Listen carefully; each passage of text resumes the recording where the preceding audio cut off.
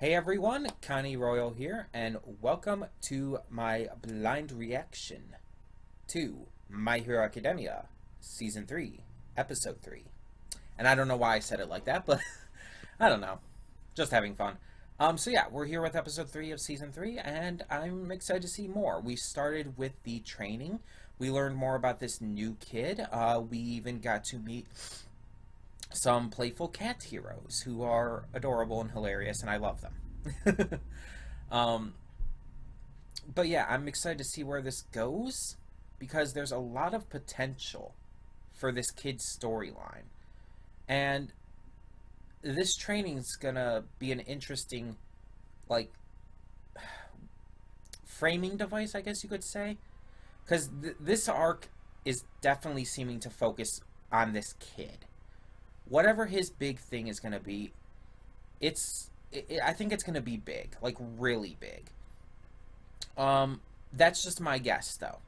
I'm excited to find out, so we're not going to waste any time. So when the screen fades to black, pause this redirect and go to the description below.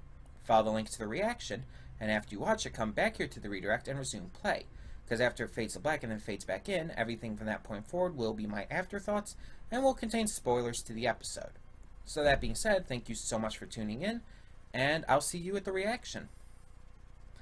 Okay, and we are back, and we'll begin with spoilers in 3, 2, 1, now. Episode 3. And technically the second episode to have real content, real new content.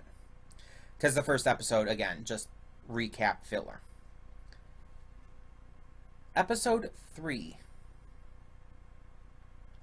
And they're wasting no time. You see, with a lot of these arcs in the past seasons, they at least gave some time to breathe, at least gave some time to really build things up. This was almost too sudden. This just kind of came out of nowhere. I mean, granted, there was a tiny little bit of build-up leading to this, but not enough. And here's the thing. That's a very good thing. Let me explain, because it seemed like I was going to say that was bad or something, but no. The reason this is good, that they didn't build this up, is one, because it gives a bit of a what's the word? A contrast from the previous seasons and arcs. It changes things up in a way that makes it feel new and fresh. But also, it's logical. The fact that this came out of nowhere is kind of the point. The pros did not see this coming. And they were actually on guard for this kind of stuff. They had to make sure that this area was clear and safe to start doing this training in. And even they didn't know that this was going to happen. It was supposed to be sudden. It was supposed to come out of nowhere. Because that is legitimately the point of this. It's obvious to tell. I mean, I'm watching this episode, and I mean, it shows them, of course, and they're getting ready to do the attack, and I'm like, okay, maybe we're going to have 1 or 2 more episodes of training before we get to that. But then it's like, we're seeing the training, and we're seeing how it's starting, and it's pretty cool and fun, and I like the idea of it. But then it just happens. And it's like, holy cow. I don't know, I just didn't expect it to start really going this soon. But again, that's a very good thing, for the reasons mentioned. Now there's not a whole lot of, like, big, like, things to talk about with this episode. There's no, like, big plot points. I mean, it's continuing the training from last time. And yeah, they're doing the training. We get to meet the other 2 members of the cat squad, and the one dude in it is like just so freaking needlessly intense, and I love it. And the other one is adorably silly and crazy and awesome. So yeah, we get to see them. We get to see exactly what each of our heroes in training are doing to start to improve on their quirks and all. And we get to see how the progress is going along. Now, this episode was called Coda, and Coda definitely had a bit of a focus in it, with Izuku trying to talk to him. But it was really, actually, almost kind of minor in the long run. I don't see why this episode was called Coda, why it was named after him specifically. And now, it did kind of give a hint that he himself does have a quirk, which is something I don't think we knew about before. I think it was kind of assumed that he didn't. But it kind of hinted that he does have one. And it's not clear exactly what it is. There's a couple of things it could be.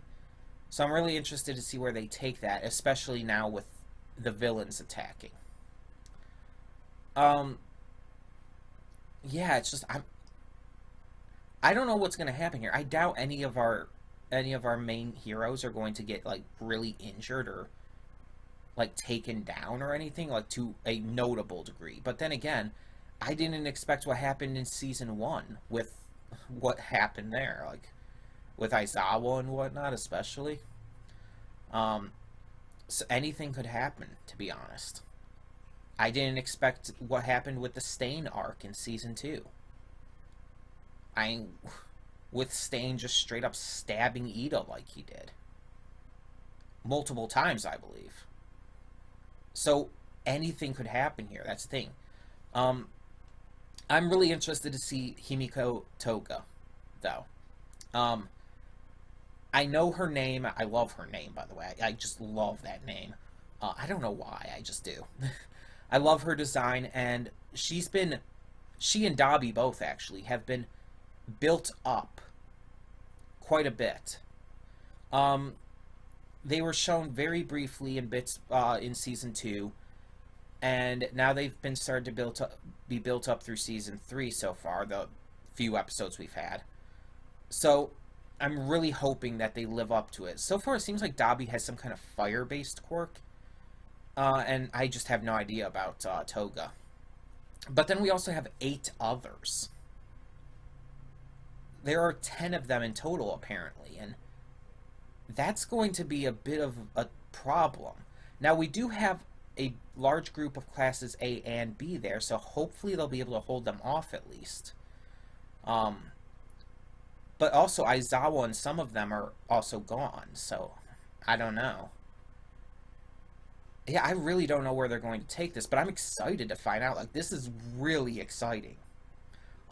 We haven't had a really good villain attack like this since season 1, especially in this way. The villain attack at the end of season 1 was really impactful because of how sudden it was and how just well done the battles and situations during it were.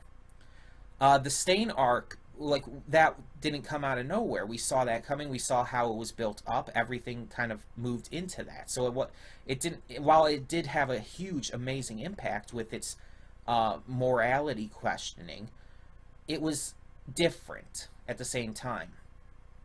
And while we did see Shigaraki have that conversation with Izuku, the villains in general, and the League of Villains, especially outside of, again, the Nomu attack on Hosu City, we haven't seen enough of the League of Villains actually doing actions here.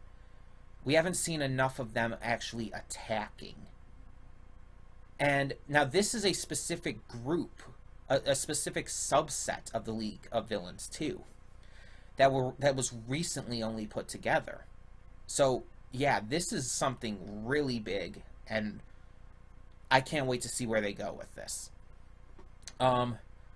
If you know what's going to happen, if you've read the manga and whatnot, know what's going to happen, please, no spoilers. If you have not or whatnot, or if you have any thoughts on what's going to happen next, please leave your thoughts in the comments below.